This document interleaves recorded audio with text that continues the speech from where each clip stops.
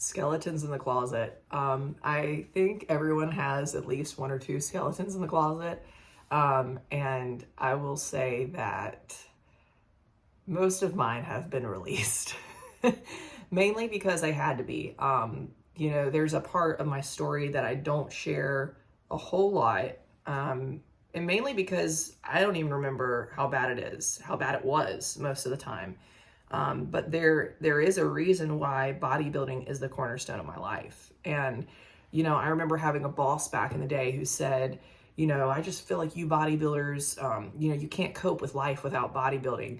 And I can't speak for other bodybuilders in the least, but I can say for me, that's true. Because every time I've tried to take bodybuilding training, eating to grow and eating to shape my physique, which is my art, every time I've taken that out of the equation, I've gone to a darker place. I'm not saying it's been dangerous or anything, but I haven't been my best. And the thing is, bodybuilding doesn't have to be a selfish sport.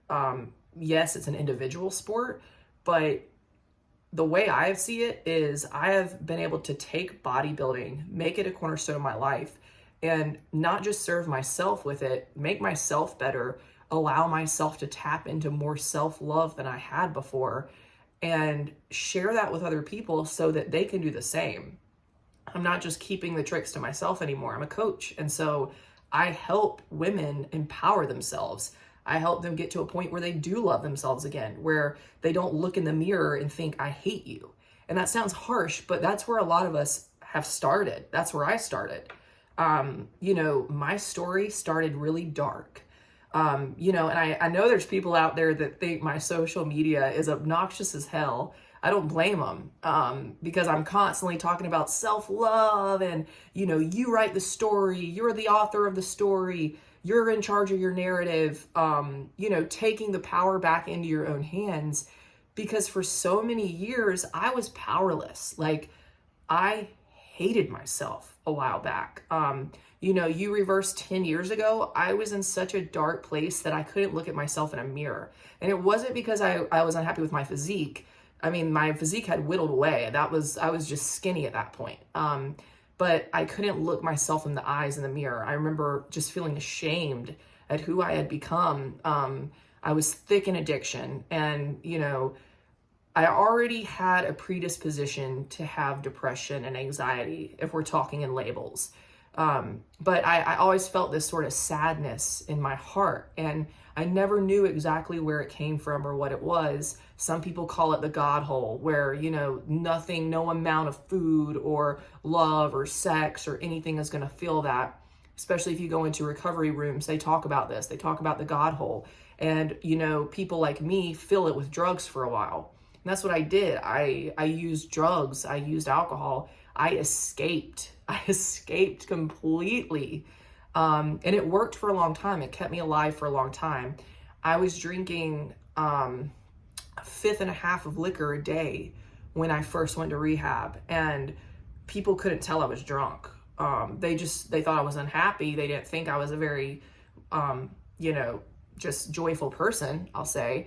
But I was always nice to people. I functioned, I guess, but I was dying inside. I was dying. And when I had my son, that was the first time that I felt love again in my heart as an adult. I was with his father, his biological father, who left the picture when he was about a year old.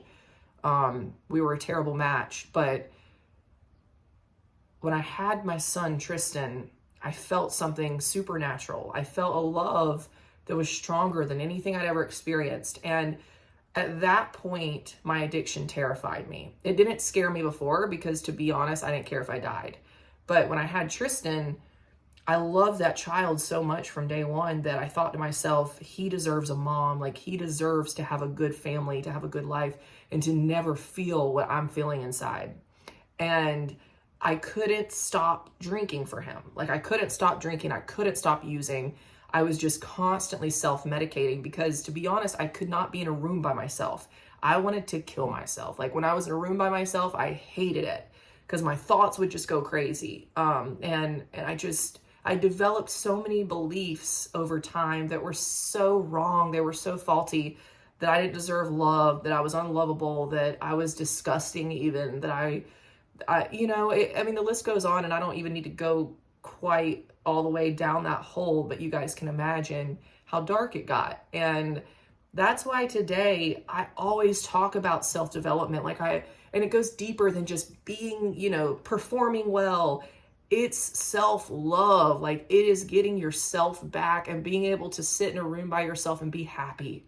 I didn't know, truly, you guys, I didn't know if I would ever get to a point in my life where I would be happy in a room by myself. I was terrified of that, which is why I would self-medicate all the time. And so when I couldn't stop drinking and using for my son, it got really dark, because that's when I really got helpless. I felt super powerless. I was in a relationship with his biological father, and I convinced myself maybe he was the reason why, I was as bad off as I was. And that was delusional, but I broke up with him, and he was sick in his own way. Like, as soon as I broke up with him, he got completely out of the picture. He stopped helping raise Tristan. And that's one of the bravest things I ever did, was step into single parenting. And I could have easily sat in that relationship for years and years and years and been miserable and given my son less than what he deserves. And that's why when people say you're lucky, or man, you're lucky to have Walker, my husband now, or man, I wish my husband would do that, everything in my body kind of tenses up. I get kind of angry, because I could have ended up less than what I have. I could have not set my standards that high, especially coming from a point that I was where I hated myself. I felt like I didn't deserve any better. I could have easily taken that route, and it would have been the easy way at the time, but I was so intentional about who I was going to select as that husband, as that person I was going to share my life with. There's plenty of guys I dated to that point who wanted to get married, who I never wanted to marry them. And it would have been easier to marry them at that time, because I was going against the grain. People were asking me, like, what's wrong with you? Why don't, this is the child of your father. Why wouldn't you want to marry him? And nothing in my body wanted to. I knew there was someone out there who was my soulmate. And that's what I tell people. I'm like, I could have easily settled. Like, don't act like it's coincidence, or like I'm just lucky, it's chance. It's not. We make our own destiny. You chose your husband just like I chose mine. So stop bashing him, because this is you. So that's sort of where I don't like that whole martyr rabbit hole that a lot of women get into. Same with parenting. My husband, he helps. We're 50-50. He takes Tristan to school. He gets him ready for school. I pick him up. I take care of him. I do bedtime. Like, women sometimes will almost shame me for that. Like, oh, you have no idea how good you have it. No, I do actually. And I chose it. So that's why I was telling, because I've witnessed these same women that say that their husbands don't step up and don't help. And then I've witnessed when their husbands do try to help and they say, don't worry, I just got it. You're doing it wrong. Like, no shit. Of course your husband's not going to help you. Like, you're making him feel like shit for helping. And not every case, but I've seen that a lot, and it irks me. But anyway, but I chose something different for myself. It was really, really hard for a period of time. I felt very alone. Very, very, very alone. And my drinking spiked. So much to the point where I overdosed with my son in the car. I wrecked. And he was okay. And at this point, I'm sure there's some of you parents out there that are going to turn the channel and say, this girl's messed up. But it's my truth. It's my story, and it's what's brought me to where I am. And because of my story and the intensity of it, I now live my life with a lot of intensity and a lot of focus.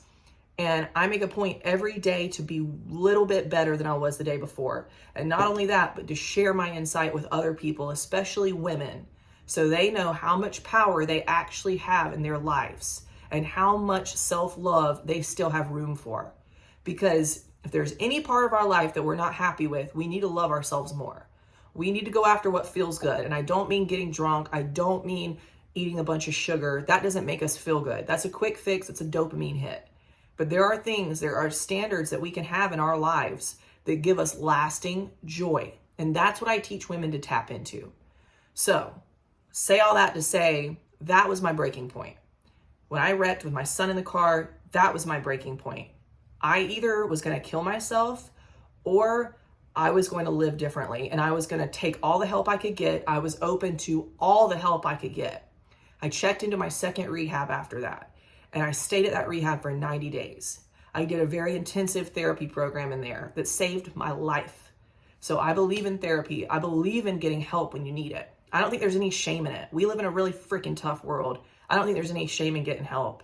I think that there's more shame in not getting help, and there's more shame in sitting in it and trying to be strong by yourself when really we're put on this earth as humans to be in this together.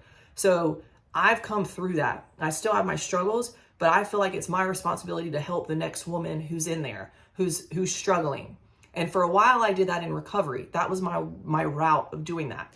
I was a sponsor to women in recovery, and it got to the point where I wanted a little bit more. I wanted to keep my recovery, but I wanted even more. I wanted to do something spectacular with my life. And that's not selfish. That's something every person is entitled to. You can do something spectacular with your life. The only thing stopping you is you. It's your mind. And it takes practice to get past that. That's all my content on my social media, on my YouTube channel. All of that is about breaking past that barrier that we set for ourselves. Because it's us. Like, that's what's so ironic, is we're the ones that get in the way. We are the ones that get in the way. Like, nobody is holding a gun to our head. I shouldn't say nobody. Maybe someone is, but that's really rare. But nobody's holding a gun to our head and saying, you cannot be your best. Like, we are the only ones saying, well, I failed before, I'm going to fail again. Or, well, it's such a low chance that I would actually do that, so I'm not going to try. That's the problem. Like, it's nothing out here. It's nothing in the external world. It's all in here. It's all in here. That's what's stopping us. So that's what has to change. So that's what I began doing with my life every day. My parents took my son for a year so I could go live in sober houses. I could rebuild myself. And I was a wreck for a while. Like, I was really angry, and I was in dysfunctional romantic relationships that kind of skeeved me out to this day to think about being in. And, it was ugly at times. It was brutal, but I kept going. And even the bad days I've never had a day as bad as I had the day I wrecked my car. Never. And I never will, unless I decide to all of a sudden rewire all these new beliefs I have about myself, which is that I am worthy, I'm lovable, I'm powerful, I'm very talented, I'm a giver, I'm smart, I'm wise, I'm an amazing mom, I'm a loyal wife, and I'm a damn good friend. I didn't have any of those beliefs before. It was the opposite of all those beliefs. So I had to fake that I had those beliefs for a while. I had to pretend like I was that person. And I swear to you, one day I showed up, I looked in the mirror, and I was that person. I was that person I had pretended to be for so long. And at one point along the line, I wanted to be a professional bodybuilder. I remembered as a kid having this dream of being a bodybuilder that got lost a long time ago. And when I found the gym, when I was in recovery, I found the gym, and there was so much energy around it. I wanted to be in there all day long. I wanted to be in there 3+ hours a day. And some days I was. And, even like the women at the sober house I was in, they didn't like me that much. And, they would sit around and smoke cigarettes and talk gossip about everybody in recovery.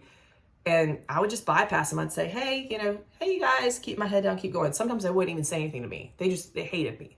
Not in all the houses, but in one specific. And I took that as a good sign, because if you stick with the winners, you're more likely to be a winner. So I wanted to stick with the winners, and I was very specific on who I chose to be my friend, who I surrounded myself with. It was always positive people. It wasn't people that were sitting around talking about other people. That still makes me really uncomfortable, because the people that talk about people are the ones that aren't doing anything themselves. Because if they were, they wouldn't be talking about other people. And that sounds like common sense, but truly, like, when you think through that, the people that are so scared to put themselves out there, so scared to go chase after the big dreams, are the ones that are so critical. They're so critical of everybody, and that's a reflection of how critical they are of themselves. Today, I try to be really open-minded about my faults. I try to figure out, why do I have them? What can I do about them? I don't look at other people, even celebrities. I don't judge celebrities. Like, they put themselves out there. They're brave. They're I mean, they're icons. They're what kids are looking at. They're what adults are looking at. And so they get so much crap for that, but they're brave as hell. I mean, the people talking about them could never put themselves out there like that. And they're not honest with themselves a lot of times about what they've got going on. So one thing I love to see is when I'm working with women, and even in their social media, they start putting themselves out there more in a very positive light, in a very productive light. I love watching that. I love it because it's showing that their belief is starting to shift. They don't care about the haters anymore. They don't care what people think anymore. They're stepping into their best self. And that's so freaking cool, you guys. It's so cool. So I truly believe my story had a purpose. And I feel like if you're happening to watch this and you're in a really dark place right now, you have a reason. There's a reason why you have that story. I'm not saying you deserve to be in this dark place or that any one person caused it. They didn't. You know, I heard a quote a while back, hurt people hurt people. And that's so true. When I was hurt, I hurt people. I wasn't very nice to people that I loved. And it's the same thing. Like, it's this cycle that gets handed down. So you have to almost step into your own world for a while and be very intentional about what you're letting around you, what you're letting in. Even what you watch on TV, don't watch negative movies. Only keep it positive and just watch how putting one foot in front of the other gives you so much more control over your life. And it gives you the life that you want to live.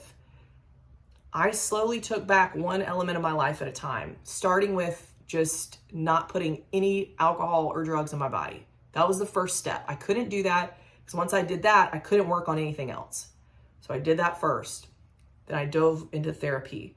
I took care of these faulty beliefs, and that took a long time. I'm still working on it.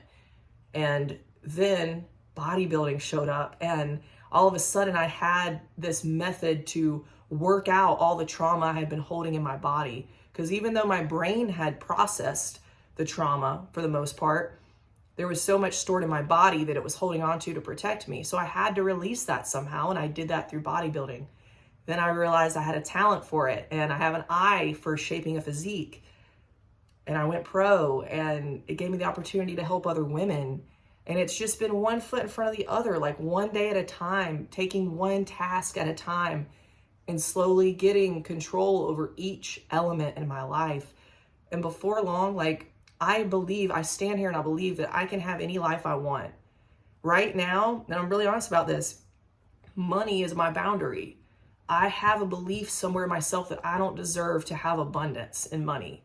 And a lot of people have this. I'm realizing a lot of people. And what's cool, kind of crazy about it is when you have a belief, you attract other people with that belief. So I'm becoming very aware that a lot of my conversations with people are coming from the lack of. So, you know, we're talking about money being tight, or, you know, this is so expensive, that is so expensive. And I'm attracting people that think that way. So recently I've had to rewire, and I've been seeking out people who come from abundance, who talk about how awesome life is and how much opportunity is out there. And, you know, the belief that we all are entitled to the abundance that's available to us all. So I'm working on that right now. And I know I'm going to be really comfortable in the future. Right now it's a little tight, but I'm still working on rewiring that belief I have. So one of these days there's going to be abundance around me, but first I have to change that belief in myself. And that's how it all works. That's how it all works. Last thing I'll say, I'm always the smallest woman. Really, I can say this, the smallest woman in my shows, because I'm pro now. I do women's physique. Some of those girls are really big. I'm the smallest one back there.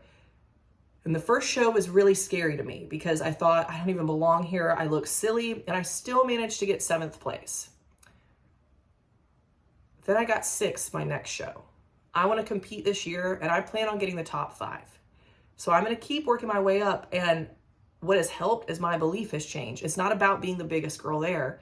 It's about bringing the unique package that I have. I have such a unique package. I have a very feminine look. I have a very balanced look. My tie-ins are great. I get striations pretty easily, and they like to see that in physique. They like to see the cut. They like to see the insertion points, the tie-ins. They like to see all the muscle structure, and I can get that. I can give them that. So instead of focusing on, oh, I'm not the biggest girl here, I focus on what I can bring, and I'm going to bring it, y'all. But anyway, we all have skeletons. You're not alone if you do. I know I'm not alone. But work on letting them walk out of the closet a little bit and just watch how life changes. One element at a time. Take control of one element at a time. And what helps with that is when you tell yourself a different story every day. Even if you don't believe it at first, you tell yourself a different story every day. I am a good mom. I'm a professional bodybuilder. I'm a loyal wife. I'm a really good friend. Tell yourself these things over and over. And subconsciously, you're going to change. That's just how it works. It sounds silly. That's why most people don't do it. But it works. You tell yourself something for long enough, that becomes a belief. How did I get all those dysfunctional beliefs? Because I told myself that. I would say, I fucking hate myself. I'm stupid. God, I'm an idiot. I would say things like that to myself every day, and then I had to stop. Now, when those things come out of my mouth, I get really uncomfortable, and I think, whoa, I got to take a step back. Keep powering up, you guys. You got this.